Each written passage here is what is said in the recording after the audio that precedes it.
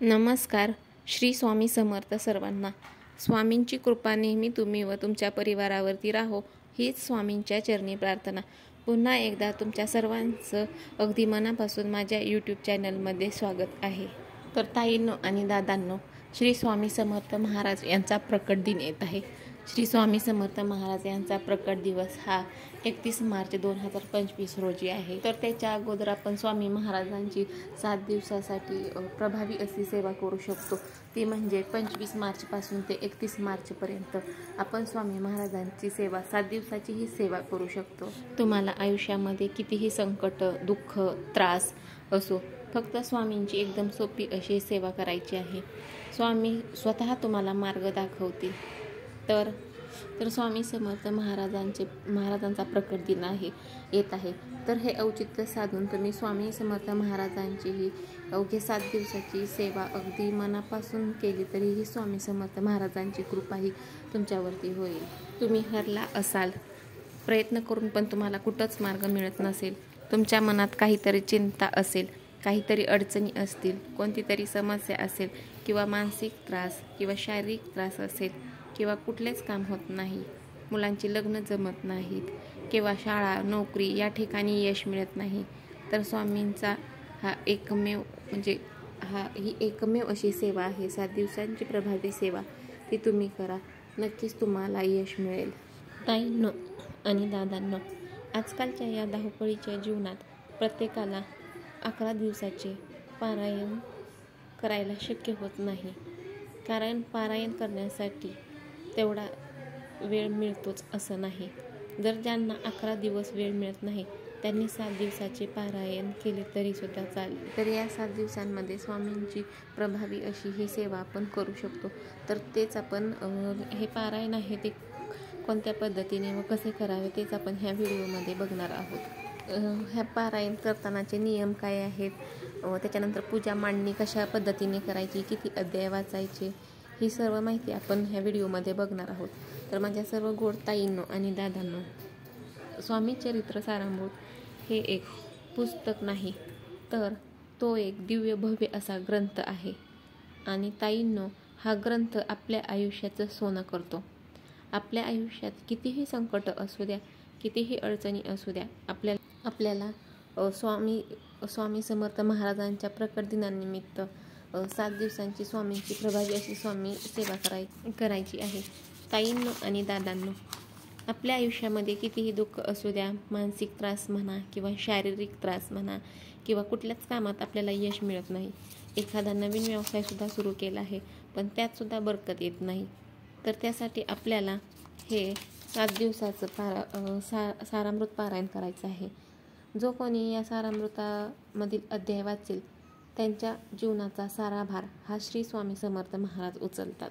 जर का तुम्हाला श्री स्वामी समर्थ महाराजांचं 7 दिवसाचं पारायण करायचं आहे तर त्यासाठी तुमच्याकडे स्वामी महाराजांचा एक फोटो पाहिजे. त्याच्यानंतर तुमच्याकडे स्वामी चरित्र सारामृताचा हा ग्रंथ पाहिजे. तर उद्या 25 मार्च या दिवशी सकाळी लवकर उठायचं आहे. तर लवकर उठून स्नान करायचं आहे आणि त्याच्यानंतर सर्वात अगोदर आपल्याला देवपूजा करून घ्यायची आहे. तर हे करण्यासाठी आपल्याला 1 नारळ लागणार आहे आणि 2 विड्यांची पाने लागणार आहेत, 1 सुपारी लागणार आहे, फुलं, अष्टगंध, दुधाचा नैवेद्य किंवा खडीसाखर असेल तरीसुद्धा चालेल.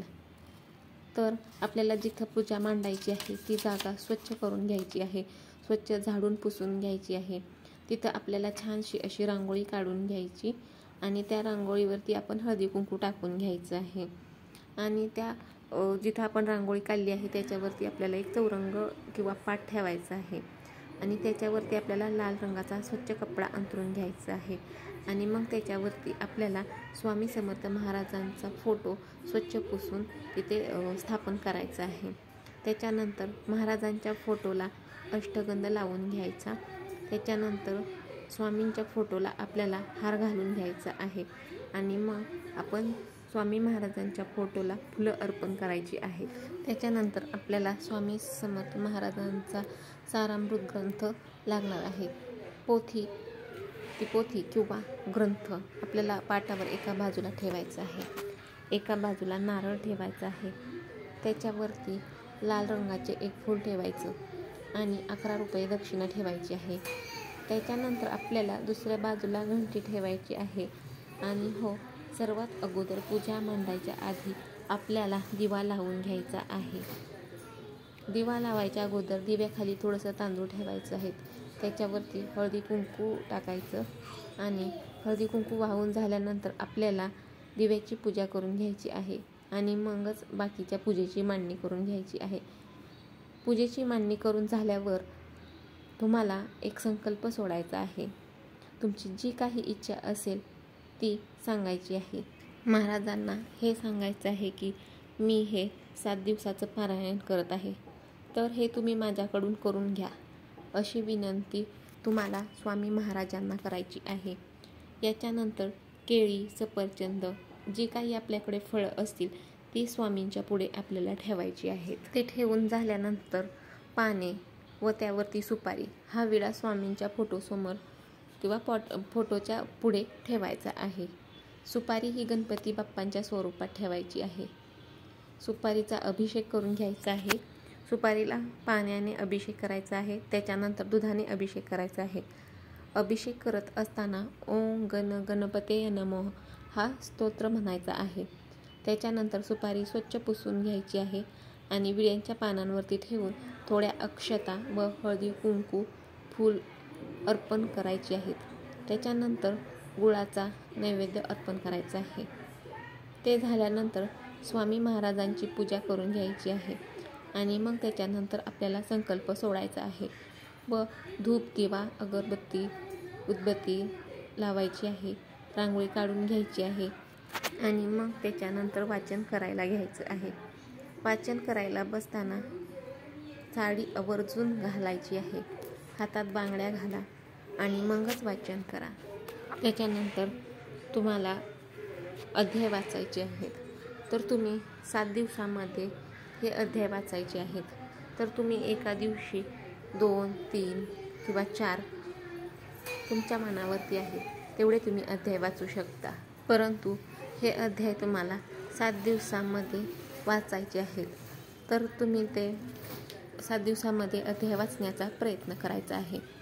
अध्याय वाचण्याच्या अगोदर स्वामी श्रवण करायचं आहे आणि मगच अध्याय स्वामी चरित्र सारामृताचे अध्याय वाचायचे आहेत. त्याच्यानंतर 11 माळी श्री स्वामी समर्थांचा जप करायचा आहे आणि 11 वेळा तारक मंत्र म्हणायचा आहे. एवढ्या सेवा तुम्हाला या 7 दिवसामध्ये करायच्या आहेत. स्वामी चरित्र सारामृताचे अध्याय वाचताना आपलं मन हे पूर्ण एकाग्र करून अध्याय वाचायचे आहेत. मन पूर्ण एकाग्र करा. मोबाईल जवळ ठेवायचा नाही. मोबाईल सायलेंटवरती करून ठेवा किंवा बाजूला ठेवा आणि मगच अध्याय वाचन करा. आपलं मन हे पूर्ण शांत आणि एकाग्र करा आणि मग अध्याय वाचन करा. जर अध्याय वाचन करत असताना आपल्याला मधूनच तहान लागली तर पाणी प्यावं. परंतु अध्याय वाचन करत असताना मधून कोणाशीही बोलू नये. मन आपलं पूर्ण एकाग्र असलं पाहिजे आणि मगच अध्याय वाचावे. तर हे 25 मार्च ते 31 मार्च या काळामध्ये तुम्हाला 7 दिवस ही सेवा करायची आहे. स्वामी समर्थ महाराजांचे सारामृताचा जो काही ग्रंथ आहे त्याच्यामध्ये जे अध्याय आहेत ते अध्याय वाचायचे आहेत. स्वामी समर्थ महाराजांच्या तारक मंत्र म्हणायचा आहे आणि 11 माळी जपसुद्धा करायचा आहे. ही स्वामी महाराजांची प्रभावी सेवा केल्याने स्वामी महाराजांची कृपा ही नक्कीच होईल व स्वामी महाराजांचा आशीर्वाद हा तुमच्यावरती नक्कीच होईल आणि सर्व जी काही संकटे आहेत किंवा ज्या काही तुमच्या आयुष्यामध्ये समस्या चालू आहेत त्या सर्व समस्या ह्या दूर होतील आणि स्वामी महाराजांची कृपा दृष्टी ही तुमच्यावरती होईल. त्यामुळे नक्की तुम्ही ही स्वामी महाराजांची प्रभावी सेवा करून बघा. तर मित्रांनो, श्री स्वामी समर्थ महाराज यांच्या प्रकट दिनानिमित्त तुम्हाला ही 7 दिवसाची स्वामी समर्थ महाराजांची प्रभावी अशी सेवा करायची आहे, जेणेकरून की स्वामी महाराजांची कृपा ही तुमच्यावरती होईल. त्यामुळे आवर्जून ही 7 दिवसांची स्वामी महाराजांची सेवा करा. स्वामी समर्थ महाराज हे अनंत कोटी आहेत. ते ब्रह्मांड नायक आहेत. अशक्य ही शक्य करतात स्वामी. तर ताईंनो आणि दादांनो, व्हिडिओमधील माहिती तुम्हाला आवडली असेल तर चॅनलला नक्की सबस्क्राईब करा आणि व्हिडिओमधील माहिती आवडली असेल तर लाईक, शेअर, सबस्क्राईब आणि कॉमेंट करायला विसरू नका. श्री स्वामी समर्थ. जय जय स्वामी समर्थ.